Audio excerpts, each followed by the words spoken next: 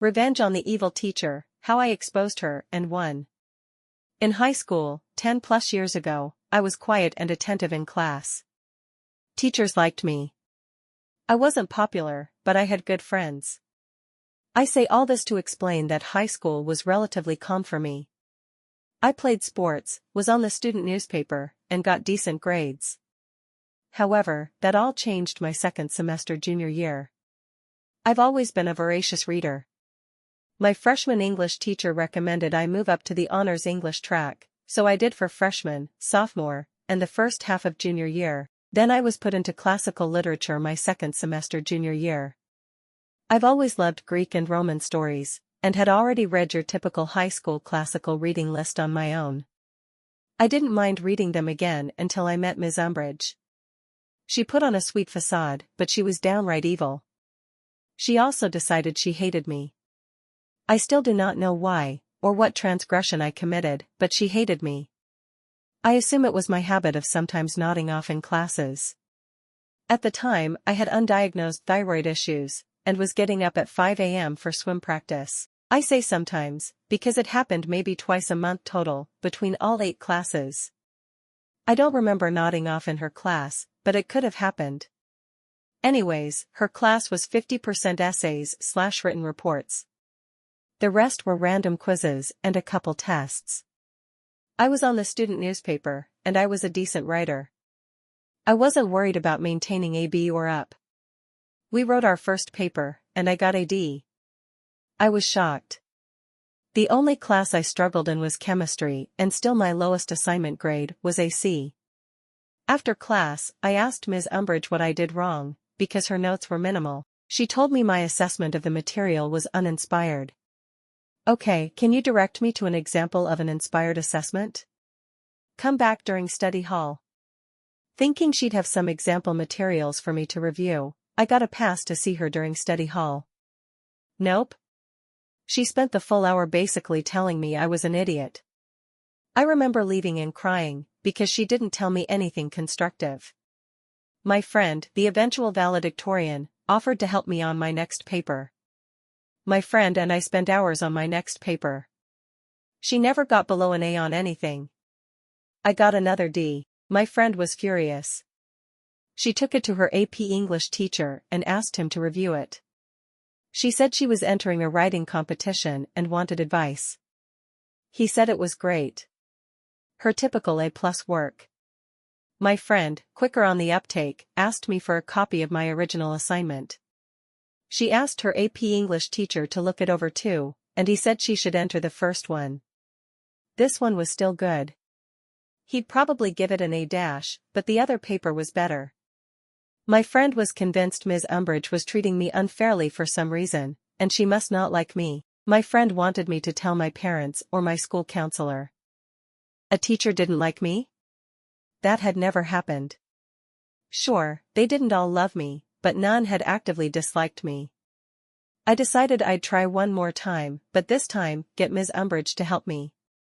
Despite the previous horrors of spending study hall with Ms. Umbridge, I went to her office during study hall 3 times before the next paper was due. She reviewed the paper, and gave me tips on revising it each time. She did this in red pen. I took notes. By the time the next paper was due, I had 3 revised versions, with her notes in red ink on each one. I got a D+. She smirked and congratulated me on my improvement. Bitch. I was done. My friend was right. This bitch had it out for me and was giving me shit grades on purpose. I'm a laid-back person, but I was pissed. Never before been this pissed. I took my paper to my newspaper teacher. Sure, he didn't teach English, but our student paper constantly won awards because of his work. I told him I was having trouble in English, and could he please look over my paper and give me advice. He was a little confused as to why I didn't ask my English teacher, but he did it. He also told me it was great, but gave me a few minor changes to make. I asked him if he thought it was a B or better.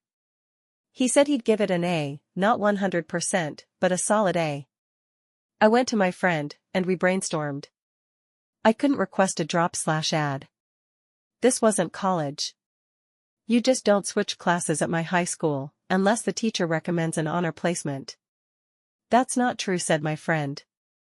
The football and basketball guys get moved to easier classes all the time to keep their grades up, so they are eligible for games. The athletics director was a friend of my dad, so I requested a meeting with him and my swim coach after school one day. I told them I was in danger of losing my eligibility to swim, because I was pulling AD in a class. I wanted to move classes, but I knew I'd need approval from administration, which I wouldn't get without a good reason. They asked if I had requested help. I explained I had asked for help from multiple people, but my grade wasn't improving. I didn't know what to do. They asked to see my papers. I sat while they read them. They both looked at me confused. Neither of them could understand how those papers were worth only AD. The student VP was brought in. He asked who helped me. I explained my friend. He knew who she was, again future valedictorian, and she had even asked her AP English teacher to look it over for advice. I had also asked my newspaper teacher to help me. Student VP asked if I had ever actually asked my teacher for help. I smiled and handed him the 3 revised versions of paper number 3 with Ms. Umbridge's red ink all over them. He frowned. AP English teacher and my newspaper teacher were pulled into the meeting. They were each asked to grade the papers. All 3 papers got an A or better. While this was going on, my dad was called in by the athletics director. My dad was pissed. He demanded I be moved to another class, and that Ms. Umbridge be put under review. Clearly, she wasn't grading students on their work, but on her own personal opinions. The school administration obviously bristled at the accusation that a teacher was treating students unfairly. A lot of arguing that I wasn't allowed to sit on occurred in the VP's office. I could hear plenty of yelling as 6 adult men argued over the appropriate next steps. It was decided that myself, my dad, VP, and athletics director would have a meeting with Ms. Umbridge. The following morning before school, we all met. Ms. Umbridge seemed to think she was going to get to tell everyone why I was so stupid. VP explained that if I maintained AD in her class, I would lose my extracurricular eligibility, and we were all meeting to discuss what to do. She smirked and said I should be moved to the non-honors English track, and I had no business being in honors English. I didn't have the aptitude to understand the complex classical literature they were studying, and I probably would need a tutor to even get through basic English. I've never seen my father so red, and I half expected to see steam come out of his ears. VP asked why she didn't try to help me improve. She said it was up to students to put in the initiative to get better. VP asked if that meant I had never asked her for help. She said I had not. VP then pulled out the 3 revised versions of paper number 3 and handed them to Ms. Umbridge. Now it was her turn to be read. She called me a liar and said those notes weren't hers. Things got heated, and I was asked to leave again. I sat outside the office. This time the secretary was there, and we both heard the shouting. School was set to start in 30 minutes, and they were all just shouting. Then AP English teacher and newspaper teacher were called in again. More shouting.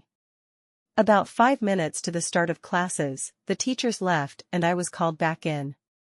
If looks could kill, I'd have died then and there when Ms. Umbridge walked out of VP's office. I was being moved to basic English effective immediately. My current grade would not carry over. I would not need to make up any past assignments, and new teacher would be instructed to grade me only on the assignments going forward. My new English teacher, Ms. Honey, ended up being the English department head. She was at least 65, and had been doing this for decades. After 2.5 years of honors English, this class was easier than PE. I barely had to try to get an A, but I refused to let Ms. Honey think Ms. Umbridge had been right. I tried harder in that class than any other class that semester. I finished projects so quickly that I was asked to tutor a girl struggling in the class. I spent half the class period just helping this girl understand the material. I helped her go from AC to AB+. I got something like 104% in the class. At the end of the semester, Ms. Honey called me into her office during study hall. She was recommending I return to honors English for senior year. I must have looked panicked, because she assured me Ms. Umbridge would not be my teacher. In fact, she would not be anyone's teacher. She was leaving at the end of the school year. Ms. Umbridge was only in her late 20s and unmarried. Too early to retire. And my high school was in one of the best-paying school districts in the state. I knew what leaving meant, but Ms. Honey still explained that I was put in her class on purpose. The school administration trusted Ms. Honey to determine the truth of Ms. Umbridge's claim that I was basically a lying idiot. Ms. Honey stated I very clearly belonged in honors English. She apologized if her class had not been challenging enough for me. I cried. I mean full-on ugly, snot cried. I didn't realize it, but part of me had actually believed Ms. Umbridge up until that moment. Ms. Honey hugged me and consoled me. I spent senior year in honors English and spent my study hall tutoring Ms. Honey's struggling students. To this day, I think about that awful woman fairly regularly. My career is strongly writing-based, and I still worry obsessively over my writing. I hope she never taught again, because she wreaked havoc on my self-confidence.